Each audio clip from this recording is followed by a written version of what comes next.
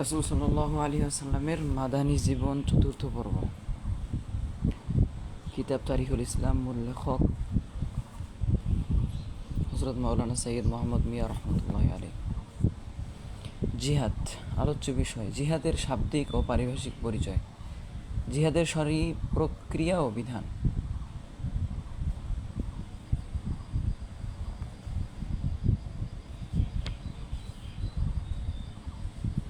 আল ওয়ালামের পরিচয় ও জিহাদ প্রবর্তনের হিকমত।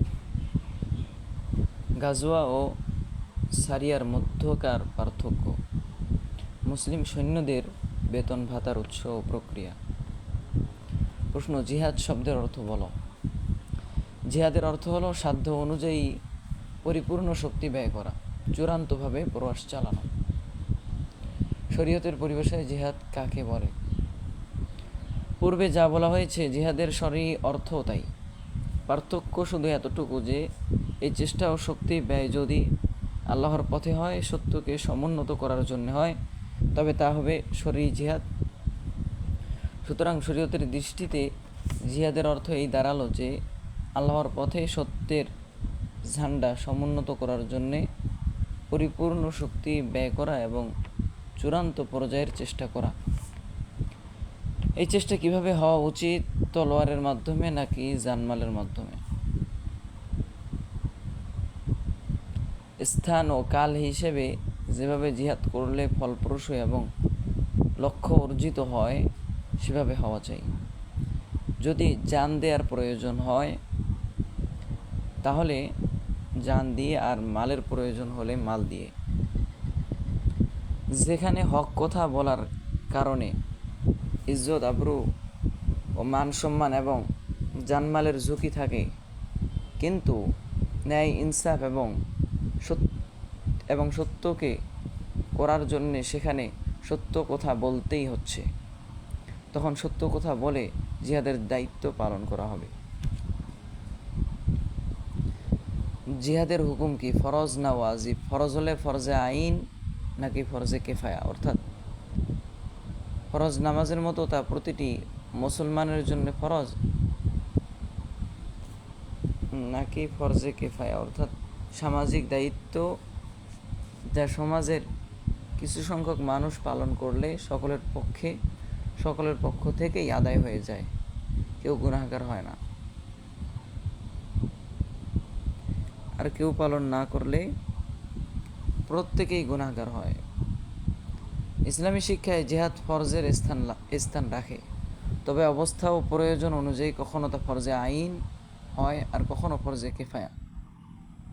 কখনো ধন সম্পদ ব্যয়ের মাধ্যমে হয় আর কখনো হয় তলোয়ারের ব্যবহারের মাধ্যমে। আর এমনও হয় যে কারো উপর জিহাদ ফরজ হয় মালের দ্বারা, আবার কারো উপর তলোয়ারের দ্বারা।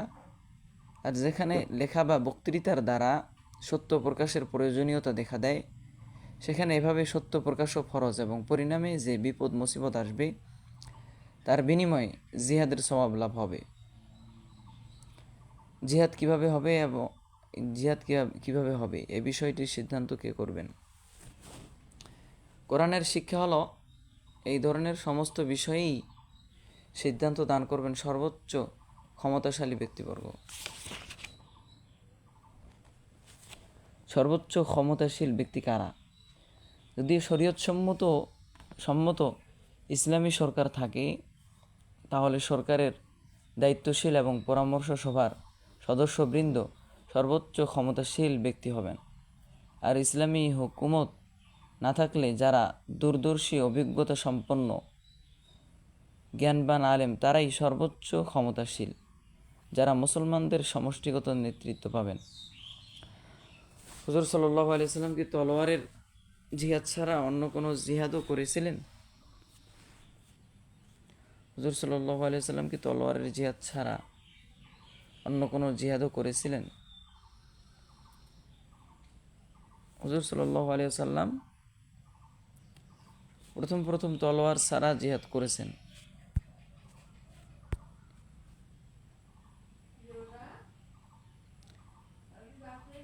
অর্থাৎ নরম ভাষায় ওয়াজ নসিহত করেছেন, সন্দেহ দূর করেছেন এবং এই পথে জুলুম নির্যাতন সহ করেছেন।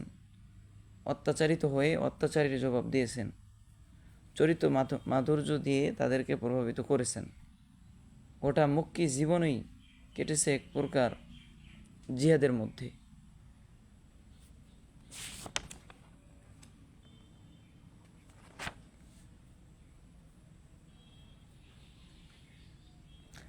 মজার ব্যাপার হলো এই যে পবিত্র কোরআনে এই জিহাদকে জিহাদে আকবর, বড় জিহাদ বলা হয়েছে।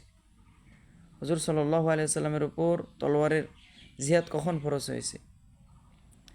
মদিনায় হিজরতের পর যখন দেখলেন যে আত্মরক্ষা এবং দুশমনের ষড়যন্ত্র ও অনিষ্ট মিটিয়ে দেওয়ার জন্যে তলোয়ার ছাড়া অন্য কিছু কাজে আসবে না, তখন